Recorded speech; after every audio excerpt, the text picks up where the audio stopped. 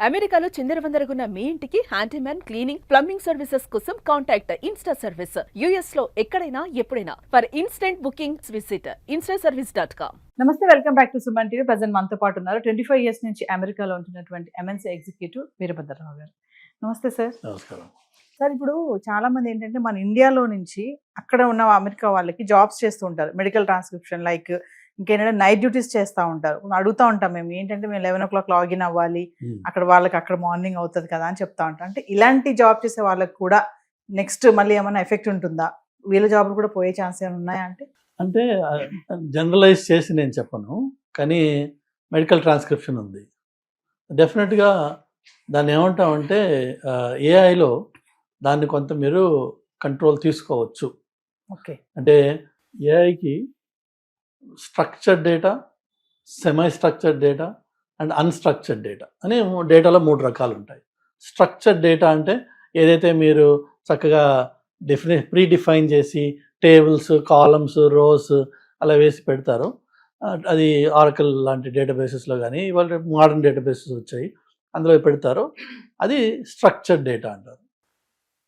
Semi structured data అని ఇంకొకటి ఉంది.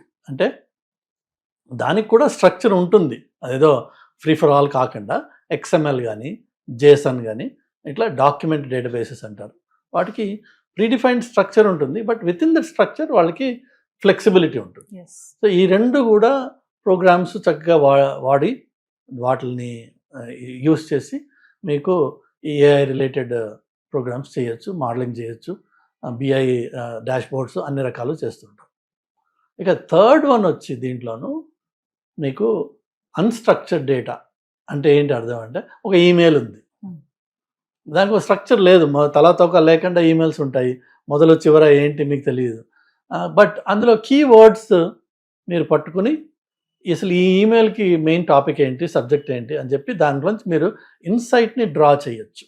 అదేవిధంగా ఈ మెడికల్ ట్రాన్స్క్రిప్షన్ అంటే ఏంటంటే, అమెరికాలో కూర్చున్న ఒక డాక్టరు అతను చూస్తున్న పేషెంట్స్కి ఇచ్చే ప్రిస్క్రిప్షన్ ఉంటుంది కదా, ఆర్ అతను రాసుకున్న రియల్ టైం నోట్స్ ఉంటుంది కదా, అది కొంతవరకు చేత్తో రాసిన ఉంటాయి, కొన్ని డిక్టాఫోన్ అని చెప్పి ఉంటుంది, పేషెంట్తో మాట్లాడుతూ ఆ ఫోన్లో ఆయన మాట్లాడతాడు, అది మాట్లాడింది కొన్ని ఏమో రియల్ టైమ్గా సిస్టంలో టైప్ అయిపోతూ ఉంటాయి, కొన్ని ఏమో యాజ్ ఇట్ ఈస్గా ఓన్లీ వాయిస్ టోనల్ ఇన్స్ట్రక్షన్సే ఉంటాయి. వీటన్నిటిని తీసుకుని ఒక స్ట్రక్చర్డ్గా తయారు చేయడమే మెడికల్ ట్రాన్స్క్రిప్షన్. అందులో వాళ్ళ లాంగ్వేజ్ అది అర్థం అవ్వాలి, వాళ్ళకి వాళ్ళ పిచ్చి గీతలు లాంటి రాతలు వీళ్ళకి అర్థం అవ్వాలి, ఉన్నాయి. అలానే ఫైనల్గా ఏంటంటే మెడికల్ ట్రాన్స్క్రిప్షన్లో ఇంపార్టెంట్ పార్ట్ ఏంటంటే ICD-10 అని చెప్పేసి ఒక డేటాబేస్ ఉంది. అంటే ఏ జబ్బుకి ఏ విధంగా ట్రీట్మెంట్స్ ఇవ్వాలి, వాటి కోర్స్ ఆఫ్ యాక్షన్ ఏంటి అని అనాలిసిస్ బేస్డ్. సో అమెరికాలో ఏంటంటే ప్రస్తుతం జరుగుతున్న push outcome based and quality based treatment ఎట్లా ఇవ్వాలి అంటే, ఫర్ ఎగ్జాంపుల్ మీరు 3 హాస్పిటల్కి వెళ్ళారనుకోండి, 3 ఎక్స్రేలు తీయడం మొదలుపెట్టారు, 3 బ్లడ్ టెస్టులు చేస్తున్నారు, సో రెపిటేటివ్ వర్క్. సో అలా కాకుండా ఒక హాస్పిటల్ చేసిన వర్క్ మిగిలిన వాళ్ళకి యాక్సెసిబుల్గా ఉండాలి, అదొక ఎత్తు. ఇంకోటి వచ్చేసి ఈ లెట్సే ఎవరికన్నా ఒక క్యాన్సర్ డయాగ్నోసిస్ వచ్చింది, క్యాన్సర్ అన్న మాట ఒకటే వాడకూడదు మనం, ఎందుకంటే క్యాన్సర్లో ఒక 100 రకాలు ఉన్నాయి. సో ఏ రకం క్యాన్సర్, దానికి ఫాలో అవ్వాల్సిన ప్రాసెస్ ఏంటి, అదే ఫాలో అవుతుందా ఈ హాస్పిటల్, లేకపోతే క్యాన్సర్ అనగానే మొత్తం దాని మీద వేసేసి ఇన్సూరెన్స్ కంపెనీ నుంచి డబ్బులు దొబ్బేసే ప్రయత్నం చేస్తున్నారా వీళ్ళు. ఇలాగా కొన్ని గైడ్లైన్స్, ఫ్రేమ్వర్క్స్, రికమెండేషన్స్ ఉన్నాయన్నమాట. అవి ఫాలో చేస్తేనే వాటికే ఇన్సూరెన్స్ అప్రూవ్ చేస్తుంది, వాటికే ఇన్సూరెన్స్ డబ్బులు ఇస్తుంది. ఇష్టం వచ్చినవి చేశాడు అనుకోండి, ఇన్సూరెన్స్ కంపెనీ డిక్లైన్ అంటుంది. కానీ అఫ్కోర్స్ అలా డిక్లైన్ చేసినందుకు వాడిని మాన్స్టర్గా చూస్తారు, కానీ వాళ్ళు అన్ని ప్రీసెట్ గైడ్లైన్స్ ఉంటాయి. ఇవన్నీ వీటికి బ్యాక్ ఆఫీస్గా సపోర్ట్ చేసే వాళ్ళే ఈ అర్ధరాత్రులు అపరాత్రులు పనిచేసేవాళ్ళు. వాళ్ళు ఉన్నటువంటి ఉద్యోగాలు పోతాయంటే మోస్ట్ లైక్లీ పోకపోవచ్చు. కొంత ఏఐ వల్ల ఈ ఆటోమేషన్ మీతో అన్నా కదా, ఏజెంటిక్ ఏఐ వల్ల, అలానే ఈ అన్స్ట్రక్చర్డ్ డేటా ఇన్సైట్స్ డ్రా చేయడం కేపబిలిటీ వల్ల కొద్దిగా మీకు నంబర్ తగ్గచ్చు తప్ప అది ఎలిమినేట్ కాదు. ఇంకా రెండోది వచ్చేసి మెయిన్గా ఏఐ వల్ల ఇలాంటి రిమోట్ జాబ్స్ యాక్చువల్గా పెరుగుతాయి, తగ్గవు. ఎందుకంటే ఏఐ మోడల్స్ మీరు తయారు చేసినప్పుడు, ఒక మోడల్ తయారు చేశారు అంటే ఆ మోడల్ని మీరు ఒక సంవత్సరం పాటు దానికి ట్రైనింగ్ ఇస్తూ ఉండాలి. అంటే ఫర్ ఎగ్జాంపుల్ ఇది కుక్క మొహం, ఇది పిల్లి మొహం అని చెప్పి చూపించాలి దానికి. కొన్ని లక్షల కుక్కల్ని మీరు మార్క్ చేసి రకరకాల షేపుల్లో, రకరకాల యాంగిల్స్లో, రకరకాల సిచ్యువేషన్స్లో అది డాగ్ అనే విధంగా దాన్ని ఐడెంటిఫై చేయాలి మీ మోడల్. ఒక్కోసారి ఈ ఫేషియల్ రికగ్నిషన్ సాఫ్ట్వేర్స్ సరిగ్గా వర్క్ చేయక బాగా డార్క్గా ఉన్న మనిషిని కూడా అది కుక్కగా మార్క్ చేసే అవకాశం ఉంది, జరిగింది కూడా. దానివల్ల సూట్స్ అవుతాయి, లీగల్గా ప్రాబ్లమ్స్ వస్తాయి. సో ఏఐ మోడల్ తయారైంది అంటే దాని వెనక లక్షల గంటల ట్రైనింగ్ జరుగుతుంది. నేను చిన్న ఎగ్జాంపుల్ చెప్పాను నేను.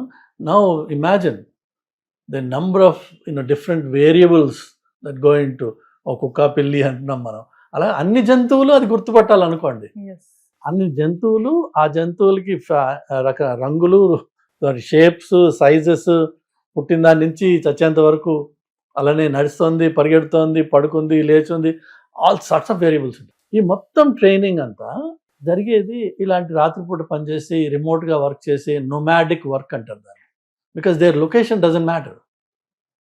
మీరు పోర్చుగల్లో కూర్చుని ఇండియన్ కిడ్స్ హాయిగా ఒక కొత్త కంట్రీని ఎక్స్ప్లోర్ చేస్తూ, ఆ కంట్రీలో మీకు ఇచ్చే ట్యాక్స్ బెనిఫిట్స్ ఎంజాయ్ చేస్తూ ఈ ఏఐ కంపెనీస్కి వర్క్ చేయొచ్చు.